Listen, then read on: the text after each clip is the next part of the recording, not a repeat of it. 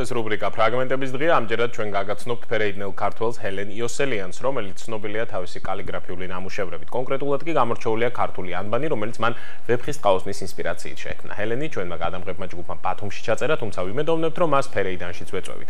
სიუჟეტში გამოყენებული კადრები ფერეიდნიდან მწერალმა ნიაზ ზოსიძემ მოგვაწოდა.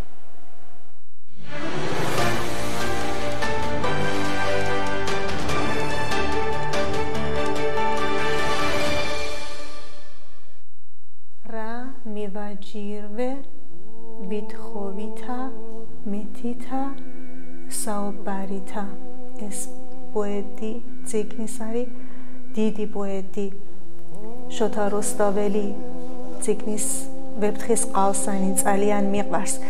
სწორედ შოთა რუსთაველის ვეფხისტყაოსანი გახდა ელენ იოსელიანის ინსპირაციის წყარო.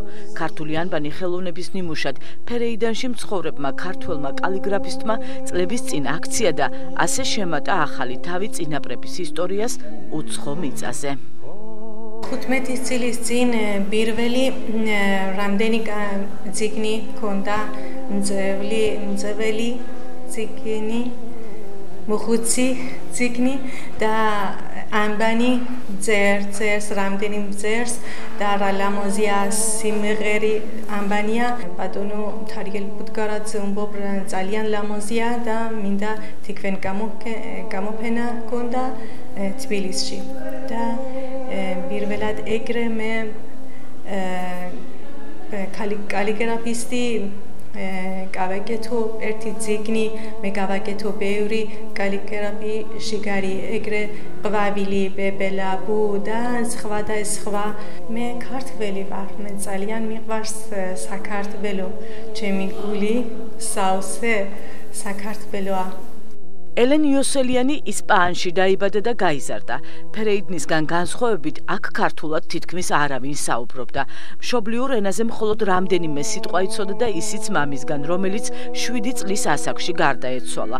ელენს დედა სპარსი ჰყავდა, თუმცა მის წარმომავლობას ქართული ფესვების მქონე პატარა გოგოსთვის გაჰყოლოდა წინაპრების კვალს ხელი არ შეუშლია. ქართული ენის ლექსიკური მარაგის გამდიდრებაში ელენს ფერეიდანში მცხოვრები ნათესავები და ბაბუის ქართული ბიბლიოთეკა დაეხმარა. მე 7 წლის იყავი მამა ჩემი გარდაიცვალა და ჩემი დედა სპარსეთი იყო და მე ბიძაშვილები ფერეიდანში ცხოვრობენ და მე წავალ მოვალ ცოტა სიყვა ვიცოდი ცოტა პური ყველი ესეც წყალი და 15 წლის წინ რომ მოვიდე და გამოფენა ჰქონდა მოვა წავა რამდენი გამოფენა ჰქონდა და ეს 15 წლის წინ პატარა ოჯახთან ვიყავი მაგრამ ახლა დიდი ოჯახი მაქვს და რამ ბევრი მეგობარი დიდი მეგობარი არიან დიდი პროფესორი ბატონი რუინ დიდი არიან და ლაბარაკობდი იქრე და ცოტა მე ვისწავლე ქართველი ლაბარაკობთ. ელენის ბაბუა სეიფოლა იოსელიანი პირველი ფერეიდნელი ქართველი იყო, ვინც სამშობლოში ჩამოვიდა. მან საქართველოს საიდანაც ჩაჰაბასმა 1614-1617 წლებში მისი წინაპრები გადაასახლა, პირველად 1922 წელს ნახა. სეიფოლა იოსელიანის სახელს უკავშირდება ფერეიდანში კერძო ქართული სკოლისა და საავადმყოფოს გახსნა, თუმცა ეს მცირეა, რასაც ჩვენ გიამბობთ. უფრო მეტის გაგება ნიაზ ზოსიძის წიგნიდან შეგიძლიათ, რომელიც მწერალმა ფერეიდანში მოგზაურობის შემდეგ დაწერა. გომარჯოს ფერეიდანს. სეიფოლა იოსელიანი იყო ყველაზე დიდი ფერეიდნელი. თუნდაც იმიტომ, რომ ძველ დროში ძალიან ძნელი იყო იქ ცხოვრება, იმ ადგილზე ცხოვრება, სადაც ქართველები იყო. იმიტომ რომ იქ 1000 თურქმანული ტომები, ბახტიარები და სხვადასხვა ტომები ქართველებს თავს ესხმოდნენ. სწორედ სეიფოლა იოსელიანმა შეძლო რომ შეექმნა ქართული რაზმი, რომელიც იცავდა იქ გადასახლებულ ქართველებს და სანამ სეიფოლა იოსელიანი იყო, იქ ქართველებს აუგად ვერავინ ვერ შეხედავდა. სეიფოლა იყო ის კაცი, ვინც პირველმა დაარსა ქართული სკოლა ფერეიდანში. ვინც შექმნა იქ სავატყოფო, ვინც შექმნა პირობები იმისათვის, რომ ნორმალურად ეცხოვრა ქართველებს. ფერეიდანი არის ის მხარე, სადაც ბალისე თავს რო დადებ, ის შემკულია ქართული ასომგერებით. მაგიდას რო შემოუსხდებიან ქართველები, ისიც ქართული ასოებით და ეს არის რაღაც სხვა განზომილება. პატარა ბებელა იაზე ზის, დიდი ბებელა დაფრინავს. ეს ოფოფია. ოფოფი ფრინველია, პაპა გურს ყიდულობს. ჩემი სოფელი ფრეიდანშია. თვითმფრინავი აეროპორტზე დაეშვა. ეს კადრებიც ფერეიდნიდანაა, კერძო სკოლიდან, სადაც სხვადასხვა თაობას ქართულს ასწავლიან. მშობლიურ ენაზე წერა-კითხვას ისინი სოსო მიქელანის მიერ შედგენილი დედაენით ეუფლებიან. ფერეიდნელმა ქართველმა სახელმძღვანელო წლების წინ საგანგებოდ შექმნა. მიზანი საუკუნეებს გადარჩენილი ენის შენახვაა, ისევე როგორც მათი წინაპრების ძალისხმევით უცხო მიწაზე დღემდე უცვლელად მოტანილი ტრადიციები. ფერეიდნელი ქართველების ყოფა და გარემო მეცნიერებისთვის დღემდე ყველაზე საინტერესო და ამოუწურავი საბადოა.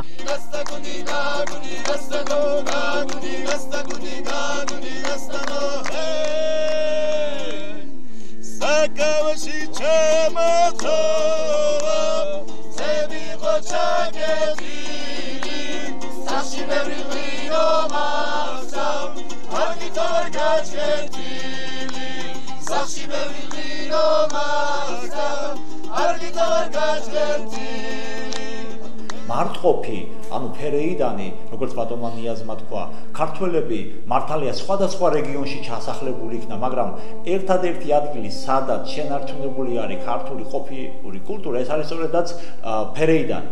იქ სოფლის სახელწოდებებიც ქართულია, ზედა მარტყოფი, ქვედა მარტყოფი, ვაშლოვანი, ნინოწმინდა და სხვა. მე უნდა ვთქვა აქვე, რომ მართალია ქართველები არა მარტო ფერეიდანში, ირანში არ ცხოვრობენ, თურქეთში ცხოვრობენ, არ ჩვენ ვიკვლევთ იმ მხარეს. თურქეთსაც ვიკვლევთ, თუმცა განსხვავება ძალიან დიდია. თურქეთში მცხოვრები და დიდი ნაწილი ძირძველ ქართულ მიწაზე ცხოვრობს, თუმცა არიან მუჰაჯირებიც, მაგრამ განსხვავება აუცილებლად შეინიშნება. ფერეიდანში ეს დაკონსერვდა, ეს ქართული იდენტობა, იქ უცხო გარემოში, საერთოდ უცხო გარემოში, სხვა ადგილად, სხვა ბიომეოგრაფიულ, გეოგრაფიულ პირობებში მოხვდათ ცხოვრება და მათ აი იმდენად დიდი იყო ქართველობისადმი რტოლვა, რომ მათ შეინახეს, დააკონსერვეს და როგორც ბატონმა ნიაზმა თქვა, თუ გინდა ნახო ძველი საქართველო, მე-17 საუკუნის საქართველო, ეს ფერეიდანია და ფერეიდანს უნდა ესწრაფოს.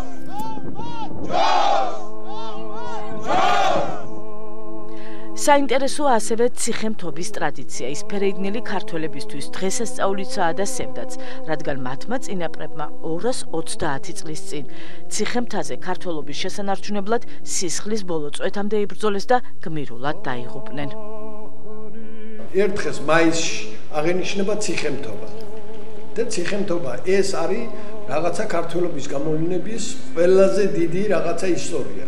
რომ ამ დღეს მთელი ირანის ქართველობა მიემართება ციხემთაზე, იმიტომ რომ შააბასის შემდეგ შახი იყო, ერთ-ერთი შახი იყო ქერიმ ხანი, რომელიც თავს დაესხა ქართველებს და ყველა ქართველობა წავიდა მთაში, ციხემთაზე. და ყველა ქართველი ქალი, ვისაც შვილი ბავშვი ყავდა, კლდიდან გადმოფრინდა. და დანარჩენი, ვინც გადარჩა, ყველამ დადო ფიცი, რომ ჩვენ ქართველობას არ უნდა ვიყალატოთ, რომ ჩვენ ქართულ ენას არ უნდა ვიყალატოთ და ამას ღირსეულად ასრულებენ. ქართველების ფერეიდანში გადასახლებიდან დღემდე 400 წელზე მეტი გავიდა. არაერთი თაობა გაიზარდა უცხო მიწაზე, თუმცა ქართული ფესვები მაინც არ დაუკარგავთ. უფრო მეტიც, უმრავლესობას მოქალაქეობის მიღების სურვილი აქვს, რასაც ისტორიკოსების თქმით იმსახურებენ კიდეც. იქნება შეუძლო ცრემლის მოთხოვნა, ისო რომ გული არ შეცინკინო, ოღონდ მითხარი, სამშობლოს მიღმა, რამდენ საფლავზე უნდა ჩვენ რაღაც სახელმწიფო ბიუროკრატიული მექანიზმებით უარს ვეუბნებით საქართველოს მოქალაქეობაზე. პირიქით მათი დამოკიდებულება და ტოლვა ქართველობისადმი, სამშობლოსადმი ძალიან დიდია და ვისაც განცდა ეროვნულობის, სამშობლოს, მამულიშვილობის და ქვეყნის ინტერესი აქვს, სწორედ ასეთ ადამიანებს უნდა მიანიჭოს საქართველოს მოქალაქეობა და არა ხელოვნური ბიუროკრატიული მექანიზმებით. ბატონმა ნიაზმა აღნიშნა, რომ იქ შემორჩენილი არის, იქ საცხოვრებელ სახლსაც ქართული წარწერა აქვს, ტრანსპორტსაც ქართული წარწერა აქვს, ასევე ნებისმიერ ადგილას ქართული ანბანისადმი სიყვარული, განსაკუთრებული და მშობლიურია და ეს ჩვენთან ნელ-ნელა იკარგება სახელმწიფოებრივი განცდა. ეს სახელმწიფოებრივი განცდა ამ ხალხში არის შემორჩენილი და ამას პატრონობა, მოფერება, დაფასება და შენახვა უნდა. ელენი ერთ-ერთია, ვინც საქართველოს მოქალაქეობა უკვე მიიღო და თulis რომ ამით მან არა მხოლოდ ეროვნული იდენტობა შეინარჩუნა, არამედ დაბრუნდა დიდ ოჯახში პატარა საქართველოდან. ძალიან მინდოდა მოქალაქე ქონდა ეს ნამდვილი ქართველი უნდა და მოქალაქე ქონდა მიყვარს რადგან ეს ჩემი სამშობლოა, ჩემი გულია.